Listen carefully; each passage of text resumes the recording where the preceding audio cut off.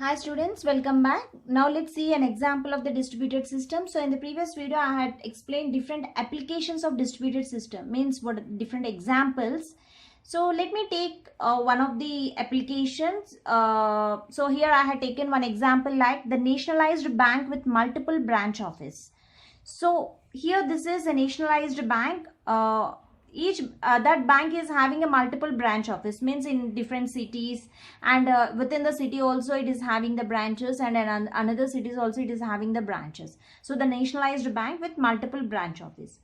So let me take the two branches, the teller machine, a branch 1 and the branch 2, whether it may be present within the city or if it is outside the city.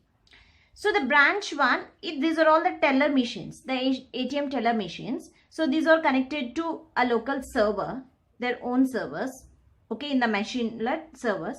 So these server is connected to the branch 2. If it is a branch 2, the branch 2 data, so this server, that ATM teller machine, is connected to the another server within the branch 2 with the help of LAN, local area network.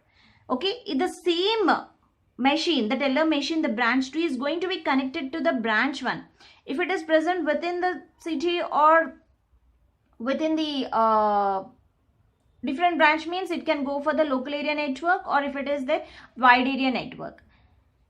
If it is within the branch, you can use a local area network. If it is out of that, it is far, that another branch is present, it's far, then we can go for the wide area network. So these teller machines not only connected to the particular branch, and it also connects to the other branches of the same bank. Okay, other branches of the same bank. So here there are going to be, it is distributed.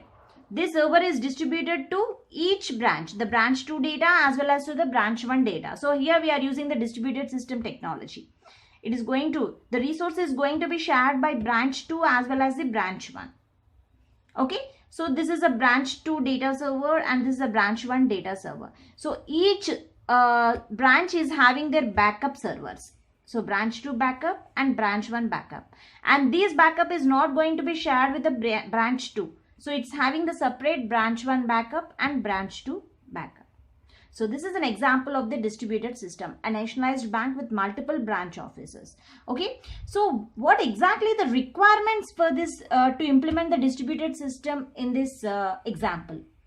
Not only in this example, if you take any applications of the distributed system, so in that, what are the main requirements of the distributed system? So let me tell you the requirements.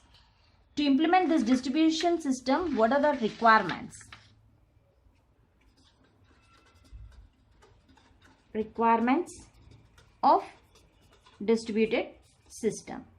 The different requirements are, the first thing is the security and reliability. Security and reliability. Is your system is more secure or not? That you have to be considered. So that is the first requirement, a security, and it is reliable. That you have to be considered. And another requirement is your system is consistency of replicated data or not? Consistency of replicated data or not? And another requirement, it is supporting the concurrent transactions or not? Concurrent transactions, because you don't know at a time in different branches, in different teller machines, the different persons are using the teller machines at the same time. So it has to support the concurrent transactions. The distributed system has to support the concurrent transactions. So this is another requirement of the distributed system. And next, fault tolerance. Is it able to tolerate the fault or not? Whatever the distributed system we are using, it is capable of fault tolerance or not? Means if any mistake is occurred, it is able to overcome that mistake or not? It is maintain the transparency or not? And it is having the security or not? So that everything, these are all the different requirements of the distributed system. if you are implementing any applications, if you are using the distributed system concept, these are the requirements that you need to be considered. Okay, thank you.